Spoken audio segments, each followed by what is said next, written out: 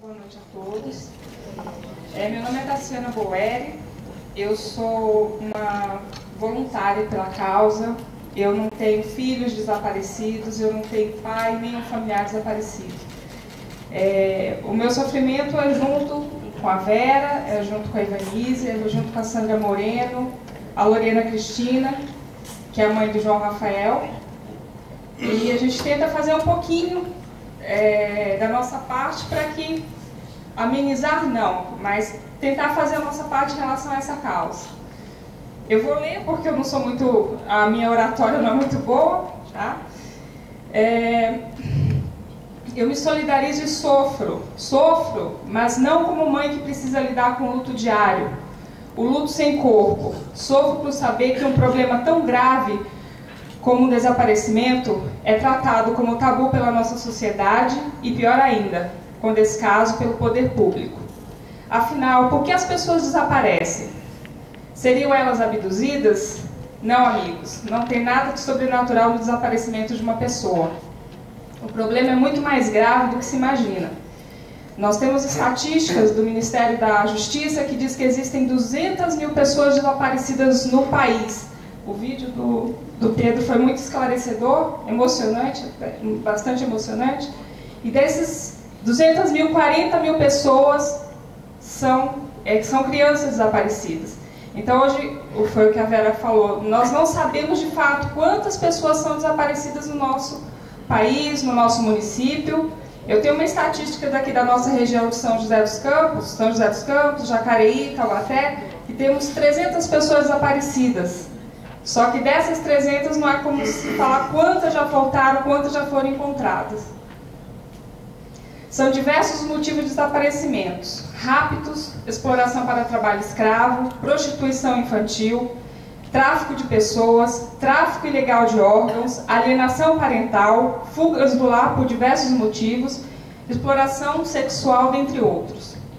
Para que nós tenhamos uma ideia de um dos principais e mais graves motivos de desaparecimento, que seria o tráfico de pessoas, por ano são movimentadas no mundo 34 bilhões de dólares em relação a tráfico de pessoas. Só perde para tráfico de droga e tráfico de armas. Quer dizer, as pessoas são comercializadas no mundo a 34 bilhões de dólares. As brasileiras estão entre as maiores vítimas do tráfico de pessoas na Europa. As vítimas são recrutadas, transportadas e mantidas por força para exploração sexual, trabalhos forçados, atividades criminais e remoção de órgãos. Na Europa, muitas redes de tráfico são compostas por brasileiros. De 2009 a 2011, 151 brasileiros foram identificados pelas polícias europeias. Em 2010, a Europa levou à justiça mais de 1.200, entre brasileiros e outras nacionalidades, a justiça por conta desse crime. No Brasil, a CPI do tráfico de pessoas foi instalada em 2012. E até agora, estamos em 2014, ainda se discute a problemática sem ações concretas. Já foram identificados mais de 140 pontos de tráfico de pessoas no Brasil. E as pessoas continuam desaparecendo, porque a questão do nosso governo federal, nós temos falhas em relação às nossas polícias de fronteira, porque nós não temos, muitas crianças são traficadas, muitas mulheres são traficadas. Em 2014, agora nesse ano que estamos, a CNBB lançou no dia 5 de março a campanha da Fraternidade, que trata a temática do tráfico de pessoas. Nós voluntários e familiares de pessoas desaparecidas, pedimos que as pessoas olhem para esse caso, independente da religião. Porque um amigo até comentou ontem, nem todas as pessoas que estão desaparecidas são traficadas, mas todas as pessoas que estão traficadas são pessoas desaparecidas. E aí eu gostaria de aproveitar a oportunidade e deixar meu pedido aqui às autoridades da minha cidade, que é São José dos Campos, e a sociedade civil esse compromisso. A questão de pessoas desaparecidas precisa ser tratada amplamente no nosso quintal, nosso município e região.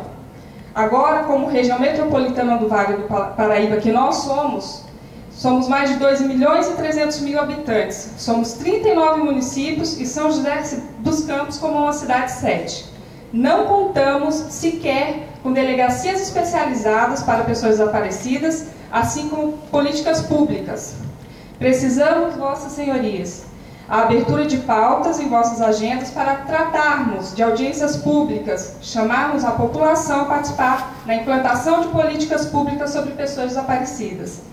A cidade de Taubaté, aqui da nossa região do Vale do Paraíba, já saiu na frente na busca por políticas públicas pelas pessoas desaparecidas. E nós, São José dos Campos, quando tomaremos atitude e ações efetivas quanto ao assunto? Por que eu falo a questão de tráfico de pessoas, um pouco do desaparecimento? Para falar do projeto de lei de iniciativa popular. Esse projeto de lei de iniciativa popular é um projeto mais amplo. Por quê? Ele foi criado, não foi só de uma mãe, mas foram de diversas mães que sofrem com o desaparecimento dos seus filhos.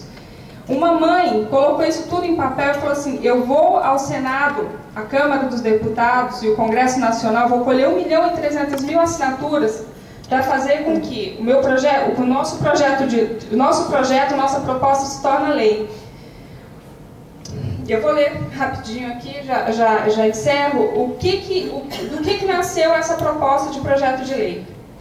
Cansada da falta de atenção quanto às esferas municipais, estaduais e federais, Sandra Moreno, mãe de Ana Paula Moreno, desaparecida em 3/10, essa é a Ana Paula Moreno, filha da Sandra.